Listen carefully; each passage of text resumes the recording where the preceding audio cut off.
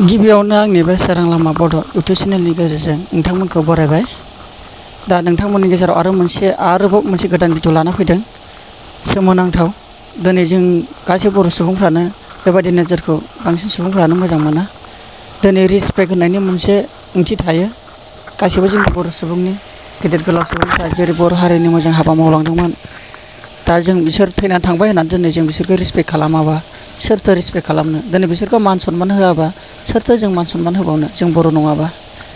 दा जोंनि बर'नि सायावनो दिनै बे बड'फा उपेन्द्रनाथ बर'आ दिनै जोंनि बर'नि गोबां गोमोथाव हाबा मावलांदोंमोन। दिनै बेखौ जोंनि बर'नि सायाव दिनै बेखौ मुसुखा दोननानै दिनै बेखौ नुजाथिनो गोसोखांथिनो थाखाय दिनै बेखौ मुसुखा बानायनानै दोनदों। दिनै मोनसे दाबसे जायगायाव मोनसे गार्डेन बानायदों जानांगौ। नाथाय बेयाव थांनानै नोंथांमोन एबा बिब' बिनानावमोना बेयाव थांनानै रिसपेक्ट खालामहैनांगौ, मान सनमानसो होनांगौ। नाथाय जों बेयाव नुनो मोनदों जे पस्ट लानाय एबा फट' क्लिप लानायनि गेजेराव दिनै बेयाव जिरायनाय नुथायजों सेन्देल गाननायजों बायदि बायदि बेब'हारजों जोङो बेयाव नुनो मोनदों। दुखुनांथाव। मानो बेफोरबायदि खालामनांगौ? बुजिनांगौ। देरबाय, उन्दै नङा नोंसोरो।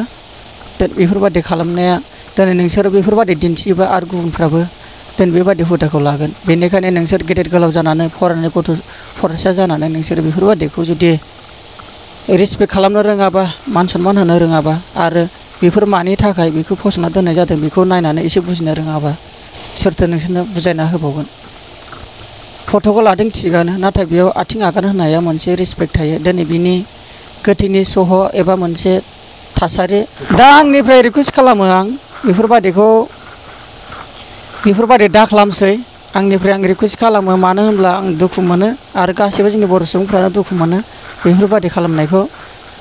एबारनिफ्राय बेफोरबायदि दा खालामसै। थांनाय बोसोरसे जालांबाय, बेयावबो माखासे रुंसारि जानाय खाम्फाफ्रावबो गाखोना बाज्ल'लायनानै फट' क्लिप लानाय बेयावबो गासै गोबां दावराव दावसि जादोंमोन। आरोबाव नैबे खेबावबो बेफोरबायदि नुनो मोन्दों। दा गोबाङानो आखाइ मबाइल लासै आरो गोबाङानो मिथिनानै थायो।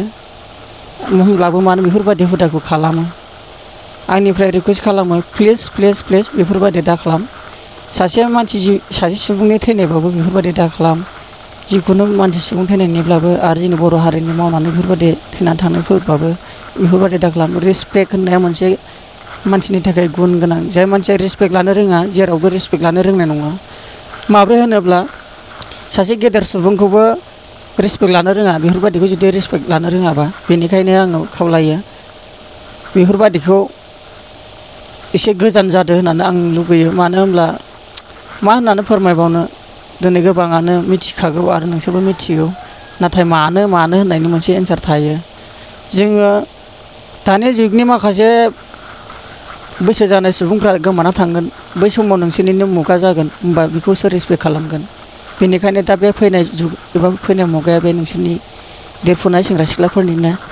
बेफोरो नोंसोरनि आखायावनो थागोन आरो इयुनफ्रावबो देरबोनाय गथ'फोरखौबो नोंसोर गियान होलांनांगोन।